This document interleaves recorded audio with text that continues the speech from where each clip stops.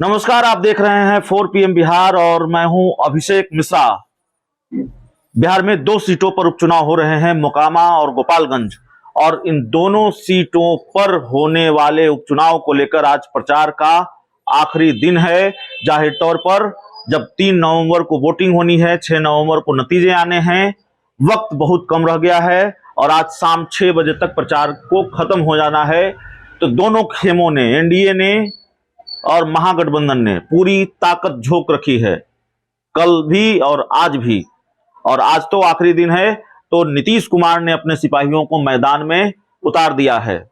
उपचुनाव को लेकर कई दिलचस्प सियासी खेल हुए हैं, इस वीडियो में उस पर भी बात करेंगे।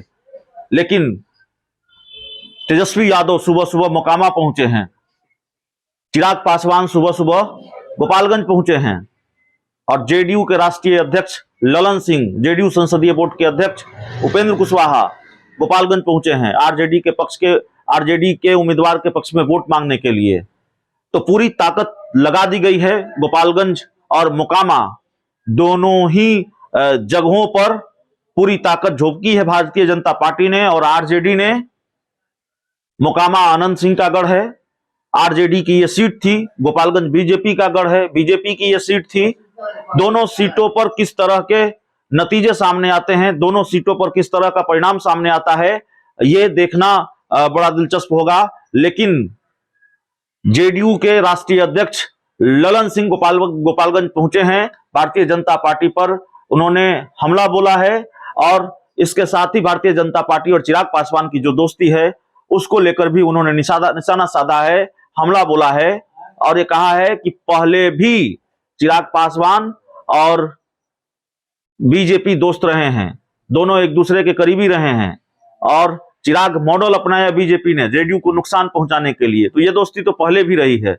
उपेंद्र कुशवाहा, जेडीयू संसदीय बोर्ड के अध्यक्ष उपेंद्र कुशवाहा ने कहा है कि नीतीश कुमार, माफ कीजिएगा, उन्होंने कहा है कि प्रचार हमने पहले भी किया है, लेकिन फाइनल टच देने के लिए हम गोपालगंज पहुंचे हैं, गोपालगंज जा रहे हैं। जब वो जा रहे थे उन्होंने ये बयान दिया। तो जाहिर तौर पर चिराग पासवान भारतीय जनता पार्टी की तरफ से बैटिंग कर रहे हैं, उसके लिए वोट मांग रहे हैं, उसके लिए प्रचार कर रहे हैं और उसके लिए मैदान में उतरे हैं। आज गोपालगंज पहुंचे हैं। हालांकि मोकामा की तरह गोपालगंज में आज रोड शो नहीं होगा, आज बहुत भीड़ भाड़ देखने को नहीं मिलेगी, क्योंकि जो जानकारी है उसके मुताबिक 4 गाड़ियों की अनुमति ही है, 4 गाड़ियों के साथ आप जा सकते हैं, हुजूम लेकर नहीं जा सकते। दूसरी तरफ महागठबंधन के जो नेता हैं, चाहे वो जेडीयू के राष्ट्रीय अध्यक्ष ललन सिंह हो, जेडीयू संसदीय बोर्ड के अध्यक्ष उपेंद्र कुशवाहा हो, तेजस्वी यादव पहुंचे हैं। तो लगातार ये सारे नेता पहुंच रहे हैं और वोट मांग रहे हैं अपने अपने उम्मीदवारों के पक्ष में।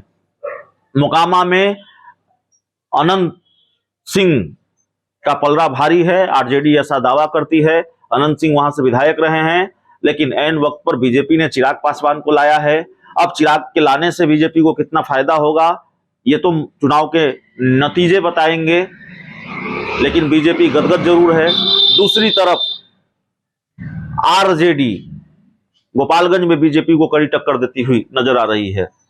पहले यह तस्वीर होती थी बीजेपी आसानी से गोपालगंज जीत जाती थी, लेकिन चाहे वो नीतीश तेजस्वी की दोस्ती का असर हो या चाहे बदली हुई राजनीतिक परिस्थितियां हो, तेजस्वी यादव का बढ़ता हुआ कद हो, लालू का संदेश लेकर तेजस्वी यादव गोपालगंज पहुंचे, लालू कार्ड खेला, उसका असर हो, मुकाबला कांटे का दिखाई दे रहा है। एक तीसरे खिलाड़ी साधु यादव भी हैं। अगर साधु यादव गोपालगंज में जितने ज्यादा वोट लाएंगे, तेजस्वी यादव की मुश्किलें उतनी ही बढ़ेगी, क्योंकि इससे तेजस्वी यादव को नुकसान होगा। साधु यादव के चुनाव लड़ने से उनकी पत्नी इंदिरा यादव चुनाव लड़ रही हैं। तो ये पूरा समीकरण है। मुख्यमंत्री नीतीश कुमार पर भी बात कर लेते हैं। मुख्यमंत्री नीतीश कुमार गोपालगंज नहीं गए, उनके जाने की चर्चा थी, वो मोकामा नहीं गए थे। चर्चा थी कि वो गोपालगंज जाएंगे, गोपालगंज के उचका गांव में एक जगह सभा करेंगे, जनसभा करेंगे आरजेडी उम्मीदवार के पक्ष में, लेकिन वो नहीं गए। और देर शाम उन्होंने वीडियो संदेश जारी किया और ये कहा कि भारतीय जनता पार्टी को हराना है और गोपालगंज में और मोकामा में आरजेडी के उम्मीदवार को वोट देना है।